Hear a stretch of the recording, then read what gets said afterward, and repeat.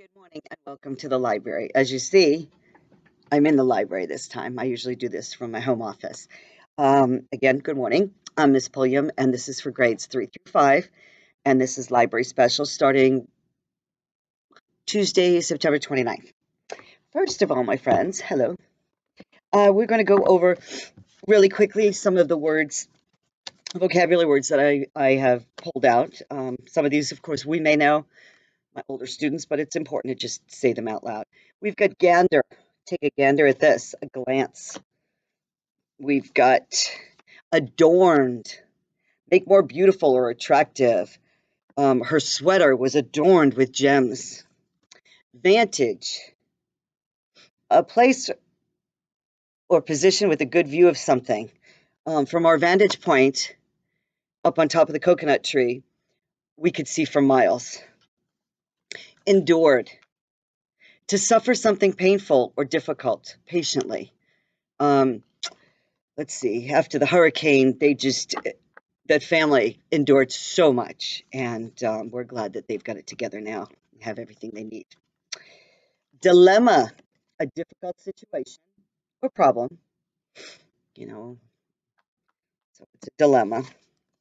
Delectable. Delectable means delicious, and of course, it's talking about food or drink. That dinner was absolutely delectable. Good stuff. Okay, so now that we've got our vocabulary words down, there we go. Let's also talk about, while we're talking vocabulary here for a moment, Buoyant from our last book, the book by Jory John that we did, the penguin story, that was Penguin Problems. We had the word buoyant. Can you remember what buoyant means? I love going into the classrooms and these students all remember because we went over them so many times and make sentences with words and everything so they stick. The word is buoyant, and that means can float, able to float. And let's see. And the story from last week that we did, dozen was the word. That was for the good egg. And the word is dozen. And anybody know what dozen is? That's right. 12 of something. So we talked about with our other students, if you've got a dozen eggs, there are 12 of them. If you go to Dunkin' Donuts, you get a dozen, you're getting how many? 12. Very good. And that's of anything. I can say, would you please bring in a dozen paper clips tomorrow? So go ahead and count out 12. Now let's talk about that for a minute. If a dozen is 12, what is a half of dozen? Because a dozen is 12. So what's a half of 12? Well, we can do 12 divided by 2, or let's split it up. 12. Let's see. 5 plus 5 is 10. 6 plus 5 is 11. 6 plus 6 is 12. So a half of a dozen, half dozen, is 6. Good. Now let's take this even further. What about 2 dozen? We wanted to do 2 dozen or even more. Well, let's see what we do. We've got 12 as a dozen, we know that. So we're going to take 12 plus 12. Okay, so we're going to try to get our 2 dozen. We've got 12 here plus 12. So we've got 2 plus 2 is 4. 1 plus 1 is 2, 24. And that's exactly what we do if we were going to add another dozen. So we'd have 3 dozen. Well, we're just going to add another 12 to that. Pretty cool, isn't it? Throwing a little math in there. I gotcha. Okay, with that being said, we're going to move on. Our story this week, first of all, for our lesson, is giraffe problems. It's just a lot like the book we did for the penguin problems, and it's just adorable. And of course, it's by Jory John. He's the one we've been focusing on, the author. So it's giraffe problems. Let's find out what kind of problems this giraffe has. Then, of course, we will read our loser list book. I'm so thrilled that you're enjoying it, and I've chosen the book that we're going to do next. So very exciting. Okay, I feel bad about my neck. I do. I can't help it.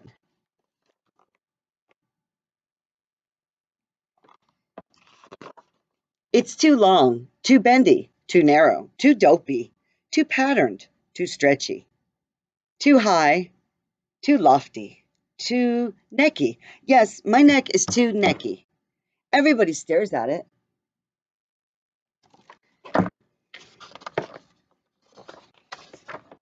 This guy, that guy. Here, I'll show you here. This guy, that guy, him, her, them, whatever that is, which we know what that is. That's an anteater.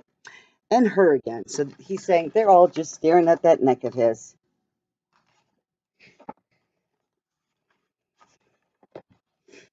Yep, I feel bad about my neck.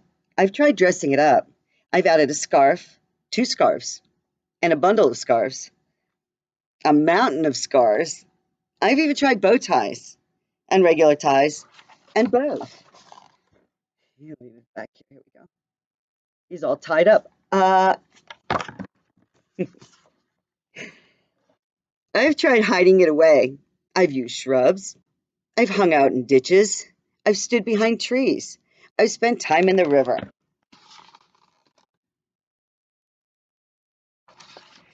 Definitely not somebody you can play a lot of hide and seek with. Other animals have necks that just won't work. Take a gander at this zebra's neck. Stripes always look good, so classic. The zebra says, "Quit stare at me." Or gaze upon this elephant's neck, strong and powerful, yet graceful. And the elephant says, "Stop talking about me."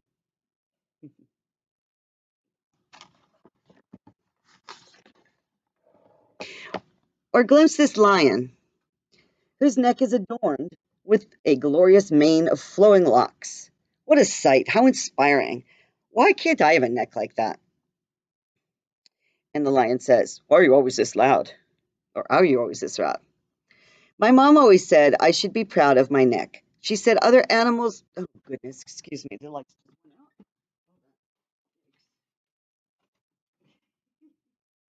There we go. Okay, sorry about that. The lights go off on their own. Okay, so my mom always said I should be proud of my neck. She said other animals would love to have a neck like this. Yeah, right. No offense, Mom, but nobody wants this neck. It's a neck only a mother could love. It all makes me want to hide until the sun sets. How's he feeling right now? How do you think his mother's feeling? Yeah. Sheesh. So now he's laying his neck over a rock, and then the rock starts to move. It's a turtle, and the turtle says, "Good evening." And good evening to you. I've been admiring your neck from afar. Oh, how I wish my neck looked like yours. I'd get so much done in a day. Goodness, I can only imagine the reaching and grabbing and looking around you I do. I'd accomplish many of my goals, for sure. Meanwhile, I'm saddled with this little excuse for a neck. Here, watch me try to stretch it out, says the turtle, and he's like, ugh, because of course his neck doesn't go far. See? That's about as far as it goes. Pathetic, right? I'm practically necklace. And he sighs. Hmm. So now you have two animals that are not happy with their necks. You feel bad about your neck too? Yep. Huh. I'm Cirrus, by the way. I'm sorry, Cyrus. And Cyrus is the turtle. And the giraffe says, "I'm Edward. It's lovely to meet you, Cyrus." Can I tell you something else, Edward? Of course, Cyrus. He looks around to make sure nobody's listening. He says, "There's a hill in the distance which you can surely see from your great vantage. I've stood on that very hill for 7 straight days now, staring skyward, watching as a single piece of fruit, a lone banana, slowly changed from green to yellow, ripening. I've endured windy nights and seasonably brisk mornings, with very little sleep, as I waited and waited, hoping against hope that the fruit would drop before me so I could sample its sweetness and nourish myself in the process. Yet day after day I felt like such a fool as I stretched my neck toward those greedy branches, only to be limited by my own physical shortcomings." How sad. He wants a banana. So Edward says, "You want a banana from a tree?" And Cyrus says, "Yeah, that's what I said."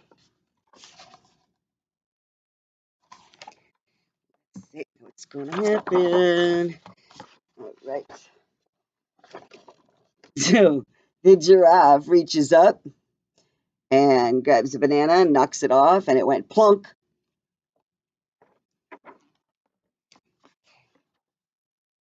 Here you go. Womp. Some more bananas falling. Oh, you did it. You made it look so easy, said the turtle. Munch, munch, munch, munch, munch. Yummy. It's delectable, which is delicious. So that's what a banana tastes like, huh? It was worth the wait. Look how happy he is.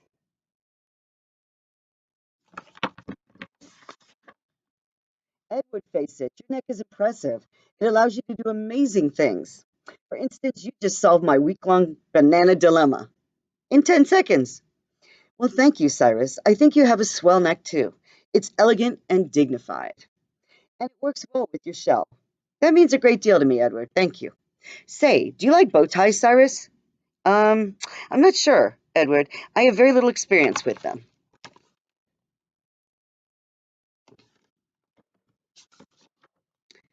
You look wonderful, Cyrus, as do you, Edward. So they've got matching bow ties. How cute are they? Yeah, they're pretty cute, aren't they? I feel good about our necks, Edward. Thank you, Cyrus. For once, so do I. Yes, for once, so do I. And as you see here, up on holding on to the giraffe's neck, Cyrus, the turtle, has a good vantage point to see far away and watch the sunset. Okay, before we go on to reading our story that we're all loving, our big kid story, the Losers Club, let's just talk real quickly. You know, why did the author write this book? What's the lesson he's trying to get across to us?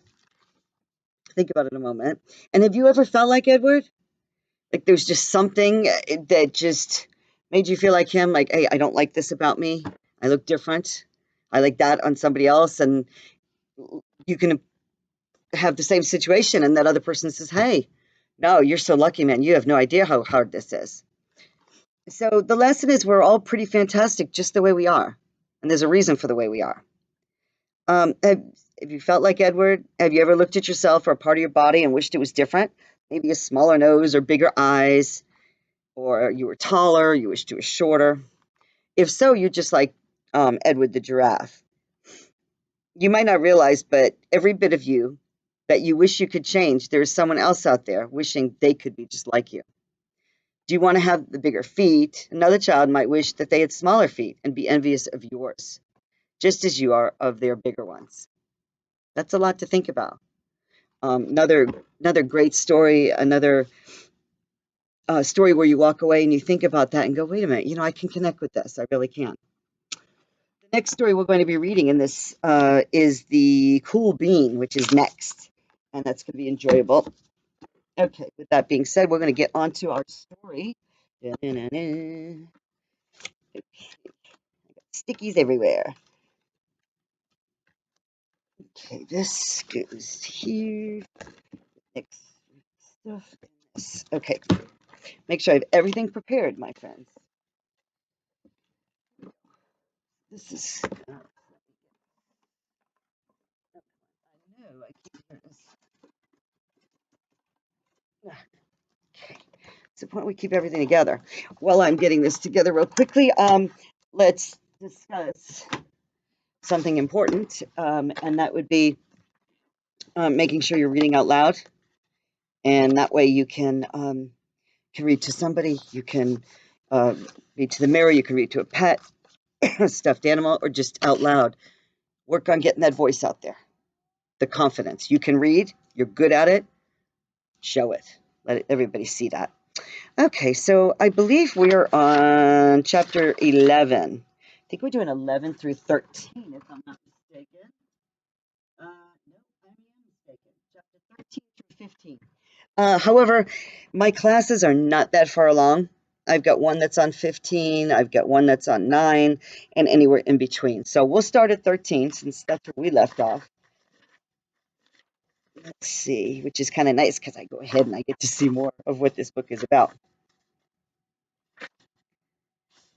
What chapter did I say? 13? Silly me. Okay, chapter 13. Excuse me, let me grab a drink. Okay, chapter 13 is called Plans. The first Saturday after the first week of school was sunny and warm, and Alec wanted to just flop onto the old couch out of the shady out in the shady screen porch and read all day long. But that wasn't going to happen. The letter from the principal had arrived on Friday. So bright and early Saturday morning, there was a meeting in the at the kitchen table. His mom pointed out the letter in front of her. This is a big problem, Alec. Mrs. Vance says she talked with you about your attitude and class participation and what you have to do to improve, and about what's going to happen if you don't. And your dad and I want you to tell us what your plan is. Excuse me. This is flavored water, my friends, because water is very important. Keep us healthy. My plan, he said, and as those two little words came out of his mouth, he realized that he had just used the wrong tone of voice, way too casual. Yes, his dad snapped, your plan. The plan you're going to put into action so that you don't ruin your whole family's summer vacation. That plan. Alex squirmed a little, but he'd been thinking about the principal's letter and this meeting since Tuesday, and he knew what he wanted to say. He also made sure that he sounded just as concerned as his mom and dad were, because he was.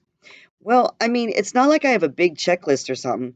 Mrs. Vance said it herself that what I have to do is simple. I've got to completely stop trying to read during class, and I have to pay attention and do my homework and get good grades on my tests and quizzes. And that's what I'm already doing. I am. It was a pretty good answer. His mom's voice softened. Really? She said. You're already doing that? Alec had evidence. He pulled out 3 sheets of paper and slid them across the table, one at a time. This is a social studies quiz from yesterday, a B plus. And this is my first math quiz, 88% correct. And here's my spelling and vocabulary test from language arts. 35 words, all perfect. And you've seen my homework every night because I sit right here at the kitchen table. Alec didn't dare to try doing homework in the bedroom. Too many great books up there. His dad turned over a stack of stapled papers, and Alex saw the bold print on the top sheet, the extended day program, parent and student handbook. His dad cleared his throat. He did that when he was nervous. At dinner the other night, when you told us about starting up an after-school reading club, it sounded good, but that was before we heard from the principal. I looked through this handbook again, and your mom and I want you to switch over to the homework room instead of doing the reading thing. You know how we've been concerned about your reading, especially the last 2 years. Books are great, but they shouldn't be like a hideout. You need time for friends and other interests, maybe sports. So let's think about that, part two, okay? And after we see your first term grades, then maybe you could switch back to the reading club or something else back in the gym. And just like always, if your homework is finished, you'll still have time at night for some reading at home. It took every scrap of Alex's self control to sit still in his chair. He wanted to jump to his feet and shout, Are you kidding me? You want me to go right from a whole day of classes and then spend 3 hours locked up in a silent room with the homework police? I'd go crazy.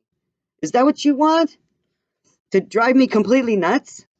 Then he thought of Nina, there in the gym with Kent hanging around her every day. And what about Lily? Who would protect her from the jerks who were going to think she was a loser because she had joined his club?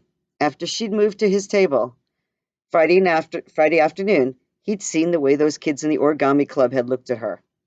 All this flew through Alec's mind in a second, but he knew his mom and dad. If he got mad, they would dig in hard, and their decision would be final. But what could he... The edge of an idea hit him. It was a long shot, but he had to try it.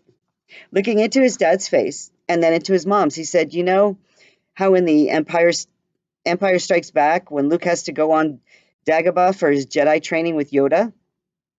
That's kind of where I am with this stuff. Mrs. Vance told me what I had to do. She gave me a mission, and I'm doing it exactly the way she said. And exactly the way she said I should, and it's working. And I feel like if I went to the homework room for extra help, it would sort of be like cheating myself. I got myself into this mess, and now I know what I have to do to get myself out of it. And that's what I want to do. He paused a moment. Does that make sense to you guys? His mom and dad exchanged a quick look. Then his dad nodded as Alec at Alec and said, "It does make sense, and I'm proud of you for being serious about this. If someone had been handing out awards there in the Spencer family kitchen, Alec would have won 3 trophies instantly. Best improvisation under pressure, best acting by a child in a bad grades drama, and best Jedi mind trick, since these aren't the droids you're looking for." Alec thought he was home free. Then his mom said, "It makes sense to me too, Alec, but I still think you should switch into the homework room. Maybe just for a month until you're really settled into the routine of putting your studies first." Alec almost started yelling again, and he almost launched into another performance to try to sway the emotions of his mom and dad. But instead, all that came out was the truth. He looked right into his mother's eyes. "I'm always putting my schoolwork first. So making me go to the homework room, that isn't going to help my grades any. It'll just kill my club, which is the one place at Extended Day where somebody can just sit and read. I know I probably read too much, but a lot of kids hardly get any reading time at all, or time to just sit and think, and that's what this club is about." Alec could see he was gaining ground, but he needed something else. "So how about if we make a weekly grade card? And it can say something like on a scale of 1 to 10, with 10 being the best. How did Alex Spencer do with his schoolwork this week? And every Friday, I'll get one signed by every teacher. And if I ever get a score below an 8 in any of my classes, then I have to go to the homework room. Okay?" Again, his mom and dad exchanged looks. His mom said, "That sounds fair. We'll make up the forms and we'll look at your reports each Friday after dinner.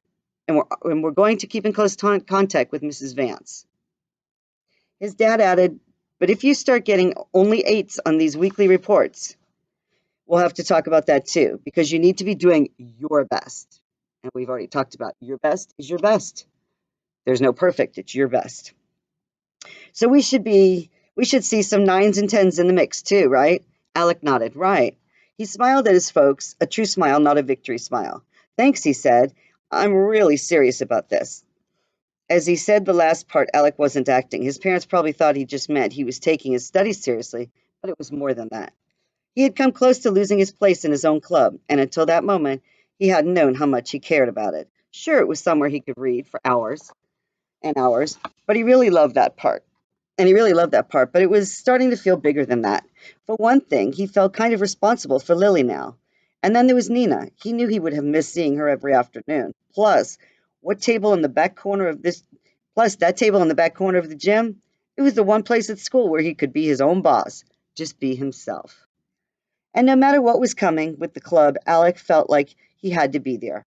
It was sort of like when he got pulled into a novel, the way he had to keep reading and reading because that was the only way to find out what was going to happen next.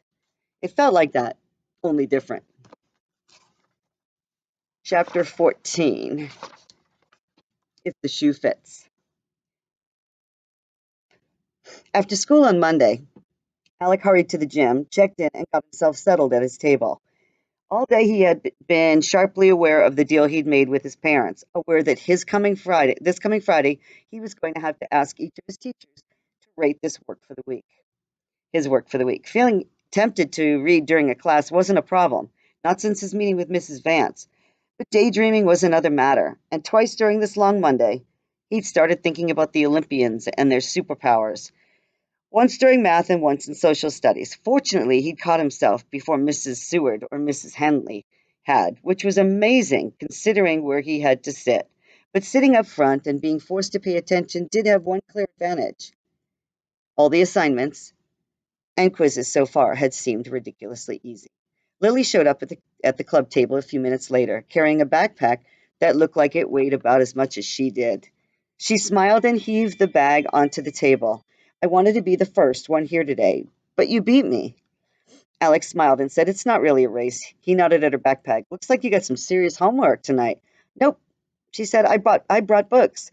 She zipped the backpack and began pulling them out. Shiloh because of Winn-Dixie, 4 different Wimpy Kid titles, Tuck Everlasting, Tales from a Not So Graceful Ice Princess, Number of the Stars, Harry Potter book. The stack kept growing, at least 20 in all. And the last book she pulled out, oh goodness, excuse me a second. Let me get this light back on. There we go. Okay. Sorry about that. Okay. sorry, let's see. Okay, Bud Not Buddy. I forgot that one there. Number the Stars. Okay.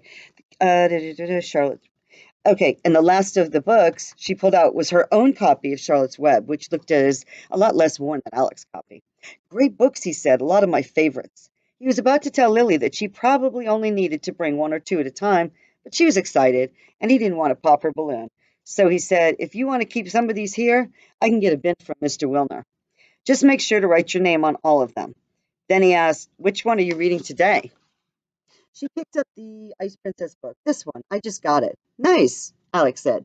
Lily settled onto a seat opposite Alec near the center of the table and then said, I'll be quiet now. I know you want to read. She was right, and he said thanks. Alec had brought a collection of short stories by an author named Ray Bradbury. The book was new, or at least it was new to him. It had belonged to his dad back when he was in eighth grade, and it was science fiction, like a lot of the books his dad loved. He got it out of his backpack, and the slightly yellowed pages of the old paperback opened by themselves to a story called All Summer in a Day. Alex started to read, and just as his dad had promised, Bradbury's writing grabbed him and didn't let go. The story took place at a school on the planet Venus. All the kids were excited because for the first time in their lives, the sun was going to shine in the sky for a whole day. There was a girl named Margot who had been born on Earth and could still remember what sunshine was like and how wonderful it was. And she kept talking about it, and the other kids got jealous and started hating her. The end of the story made Alec feel like he'd been punched in the stomach. He sat there staring at the last sentence. He felt sorry for Margot.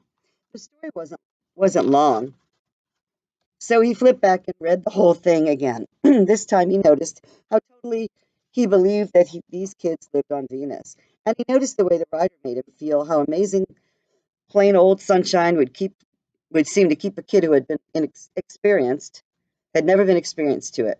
Then Alec remembered where he was, in the gym, sitting at his own club table. Lily was there reading, but Nina wasn't. And it was already 20 minutes after 3. Maybe she had to go to the dentist, or maybe she had to stay after class to work on math, or maybe she decided to go get some help with that big social studies report that's due in November, or maybe Alec made himself stop. After all, it wasn't any of his business where Nina was. Then he saw her. It took him a moment to process what was going on because Nina was in the far corner of the gym and she was playing kickball with Kent. Kent was the pitcher, and as he rolled the ball toward her, he yelled instructions. She kicked it, really connected with the ball, but a kid just beyond second base caught it. They were only practicing, so Kent got the ball back and rolled another pitch to Nina. She was having a wonderful time with charming Kent, the kid who had teased him ever since second grade. Lots of laughing, lots of action, and joking around, and talking in kickball land. And where am I? Alec answered his own question. I'm over here in the corner reading sad science fiction and babysitting Lily. The hand-lettered name card was right there on the table in front of him, and it lined up perfectly with his view of the scene at the kickball diamond. How do you think he felt, huh? Awful, I bet.